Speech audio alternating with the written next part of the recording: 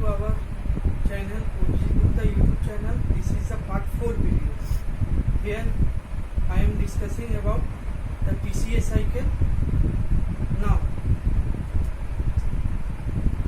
in part 3 video, I have discussed the glycolysis.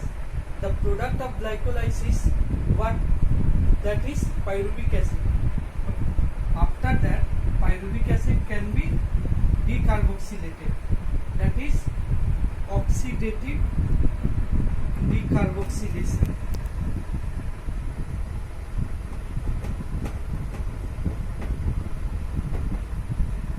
Of pyruvate. Glycolysis থেকে যে প্রোডাক্টটা তৈরি হয়েছিল পাইরুভিক অ্যাসিড, সেটা কি হয়? সেটা অক্সিডেটিভ ডিকার্বক্সিলেশন হয় before entering the TCA cycle. এখানে কি হচ্ছে? পাইরুভিক অ্যাসিডের ফর্মুলা কি? CH3COCOOH। ওকে, তারপরে অ্যাসিটাইল গ্রুপের সাথে এখানে coenzyme A formula, that is pyruvic acid. এর সাথে আমার কি কোফ্যাক্টর লাগছে? NAD, নিকোটিনামাইন adenine dinucleotide. কি এনজাইম কাজ করছে? Pyruvate dehydrogenase. কি তৈরি হচ্ছে?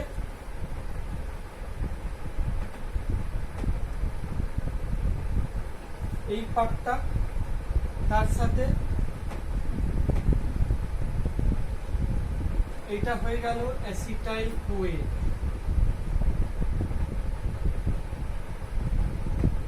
প্লাস এবার কি তৈরি হবে?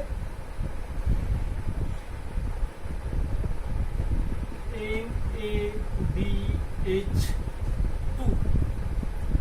তার সাথে কি তৈরি হবে? CO2। তো অক্সিডেটিভ ডিকার্বক্সিলেশন অফ পাইরুভিক অ্যাসিডের কি হয়? অ্যাসিটাইল কোয়েতে তৈরি হয়।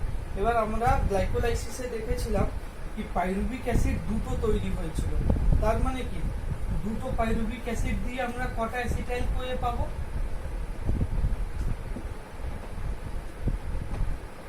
দুটো। ঠিক আছে, এবার এখানে এটিপি কটা ফরমেশন হবে? আমরা জানি 1 molecule of NADH2, এটাই তো এনার্জি দিচ্ছে। এটা দেয় 3টে এটিপি এর সমান। তার মানে এখানে দুটো NADH2 তৈরি হচ্ছে। তার মানে কটা এটিপি এখানে তৈরি হলো? 6 এটিপি। এটাকে একটা কথাতে গেটওয়ে রিঅ্যাকশন বলা হয়। গেটওয়ে রিঅ্যাকশন, দ্যাট মিন্স গ্লুকোজের অক্সিডেশনে 3টে স্টেপ আছে। একটা হচ্ছে, সেটা আমি পার্ট 3 ভিডিওতে ডিসকাস করেছি, glycolysis. Second one gateway, third one TCA cycle. ঠিক আছে, এবার টিসিএ সাইকেলে আমরা মুভ করব।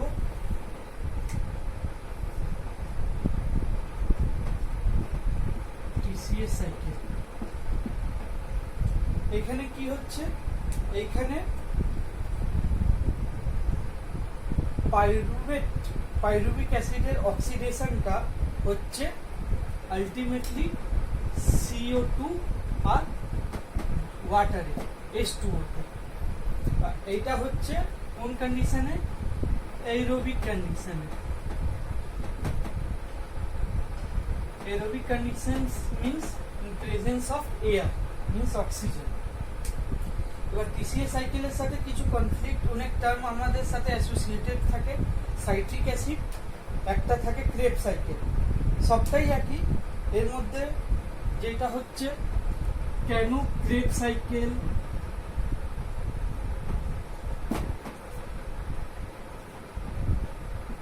CA cycle, that means cyclic acid cycle বলা হয়, আর একটা বলা হয় টিসিএ সাইকেল। এটাকে বলা হয় ট্রাই কার্বক্সিলিক অ্যাসিড সাইকেল। এই তিনটে একই, কিন্তু কেন বলা হয় এর পেছনে একটা টার্ম আছে, জানতে হবে। এবার সাপোজ সিএ সাইকেলকে ক্রেব সাইকেল কেন বলা হয়, এটা করেছিলেন, এটা find out by Hans Krebs. Hans Krebs একজন সায়েন্টিস্ট ছিলেন, উনি এটাকে ফাইন্ড আউট করেন। Hans Krebs was find out। ওই জন্য সিএ সাইকেলকে ক্রেব সাইকেল বলা হয় আর টিসিএ সাইকেলকে ক্রেব সাইকেল বলা হয়। কিন্তু প্রশ্ন হচ্ছে ক্রেব সাইকেলকে সিএ সাইকেল কেন বলা হয়, এইটাও প্রশ্ন। আর ক্রেব সাইকেলকে পিসিএ সাইকেল বলা হয় কেন, তো এটা একসাথে ইন্টার রিলেটেড ব্যাপার। বা ক্রেব সাইকেলের ফার্স্ট কম্পাউন্ড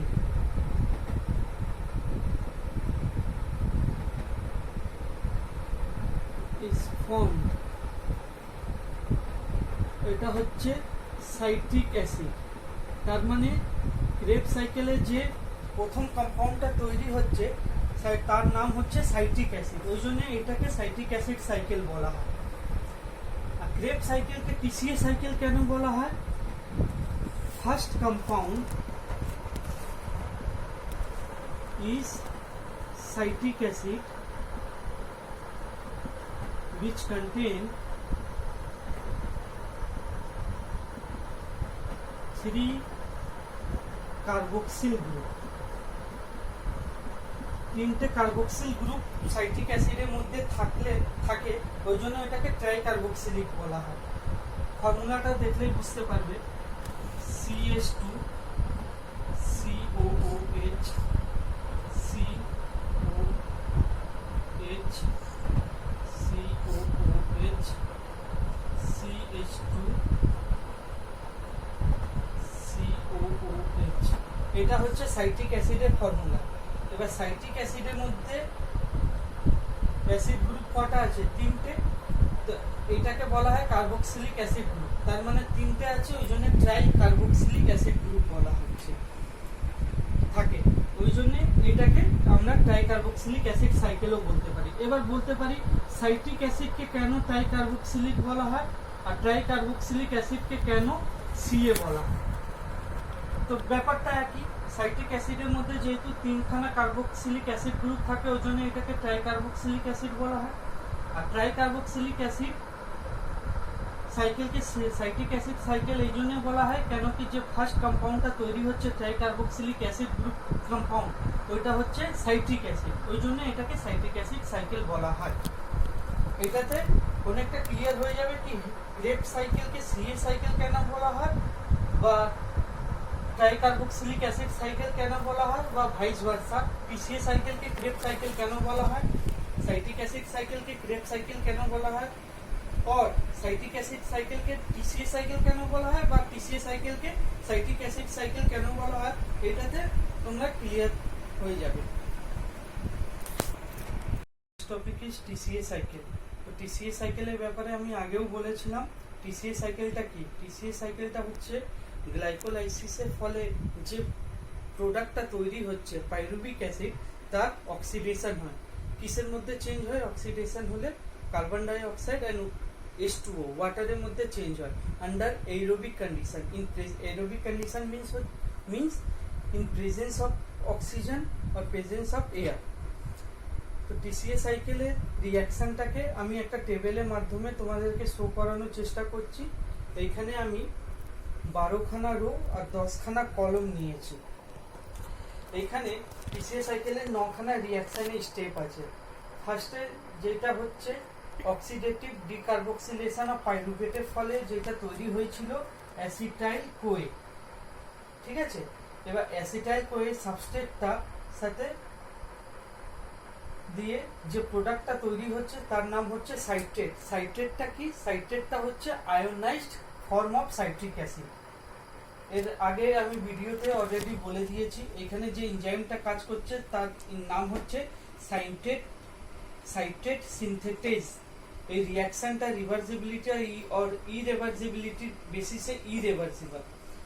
রিঅ্যাকশন নেমটা হচ্ছে কনডেনসেশন এখানে হচ্ছে। কোফ্যাক্টরের ব্যাপারে আমি আগেও ডিসকাস করেছিলাম। কোফ্যাক্টর তিন ধরনের হয়, একটা metal ion, prosthetic group, coenzyme. এইখানে যে কোফ্যাক্টরটা ইউজ হচ্ছে সেটার নাম হচ্ছে coenzyme. Metal ion, prosthetic group apply হচ্ছে না। আর এটিপি ব্যাপারে ATP formation, ATP utilisation and net yield of ATP. Net yield of এটিপিটা কিভাবে পাবো? এটিপি ফর্মেশন থেকে এটিপি ইউটিলাইজেশনটাকে মাইনাস করলে নেট ইল্ড পাওয়া যায়।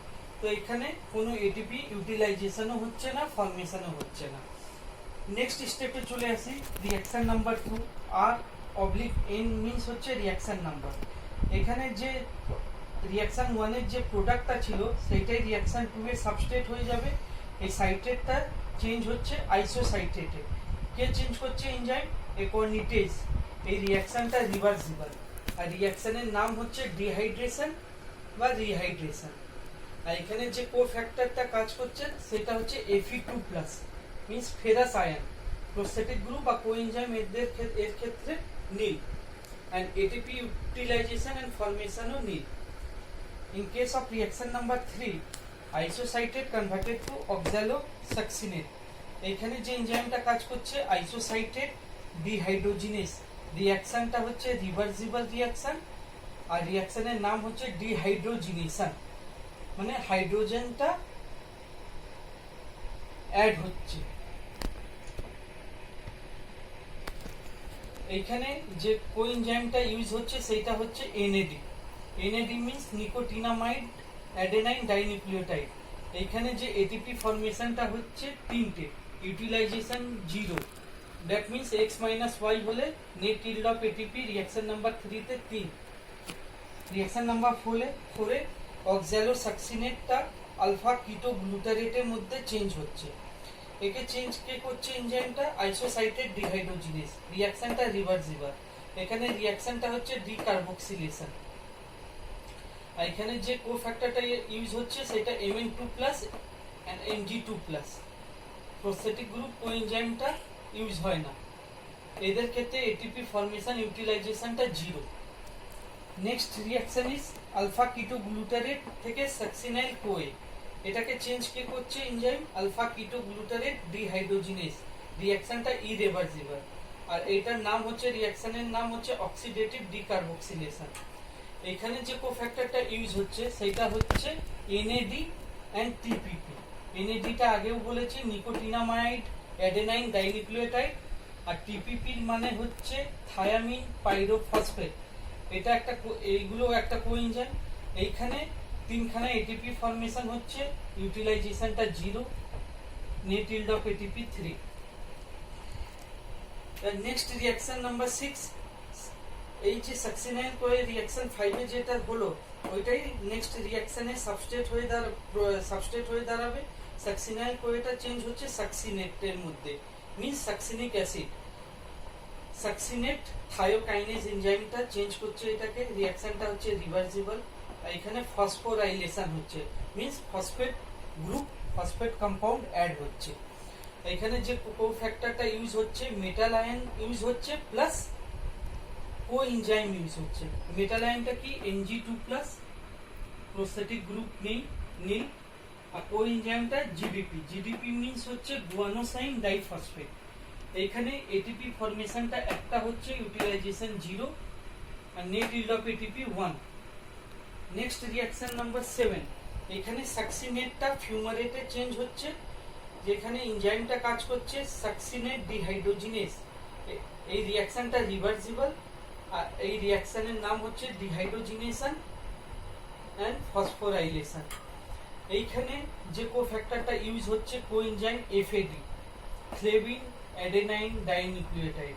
এইখানে এটিপি ফর্মেশনটা দুটো হচ্ছে, utilisation 0, net yield of ATP 2। Reaction number 8। Fumarate end প্রোডাক্টে চেঞ্জ হচ্ছে ম্যালেট মিন্স ম্যালিক অ্যাসিড। কি এনজাইম কাজ করছে এখানে? ফিউমারেজ। এখানে যে রিঅ্যাকশনটা হচ্ছে রিভার্সিবল, রিঅ্যাকশনের নাম হচ্ছে hydration means addition of water molecule. এখানে কোনো কোফ্যাক্টরের ইনভলভমেন্ট নেই, এটিপি ফরমেশন ইউটিলাইজেশনে কোনো ইনভলভমেন্ট নেই, ওই জন্য net yield of ATP reaction number for the case of reaction number 8 is 0. Last reaction malate টা oxaloacetate চেঞ্জ হচ্ছে। এখানে malate dehydrogenase এনজাইম কাজ করছে, রিঅ্যাকশনটা হচ্ছে রিভার্সিবল, আর এটা ডিহাইড্রোজিনেশন এন্ড অক্সিডেশন হচ্ছে। আর এখানে যে কোফ্যাক্টরটা ইউজ হচ্ছে কোএনজাইম, তার নাম হচ্ছে NAD, নিকোটিনামাইড অ্যাডেনাইন ডাইনিউক্লিওটাইড। এখানে এটিপি ফরমেশন 3টে, utilisation 0, net yield of ATP 3টে। তো যদি আমি এটিপি ফরমেশনটাকে সামেশন করি তাহলে মানে 12, ইউটিলাইজেশনটাকে সামেশন করলে কি হবে? 0। তো নেট ইল্ডের অনুসারে কত হবে? x - 5, তো 12 - 0 মিন্স 12, এদিক থেকেও অ্যাড করলে 12 আসছে। তার মানে আমার এটিপি ফরমেশনের নেট ইল্ডটা আমি দেখাতে পেরেছি। এবার মেইন ইকুয়েশনটা দেখলে ক্লিয়ার হয়ে যাবে। নেট ইকুয়েশনটা কি?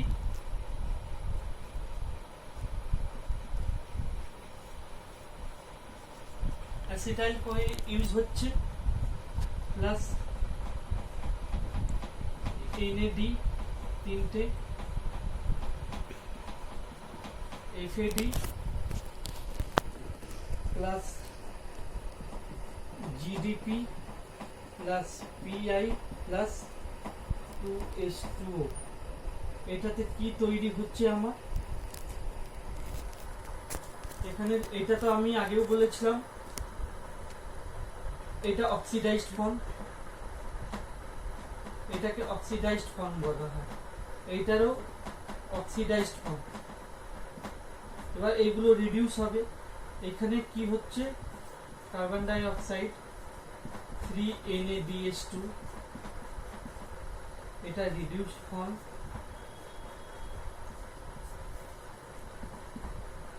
FADH2, এটা রিডিউস ফর্ম,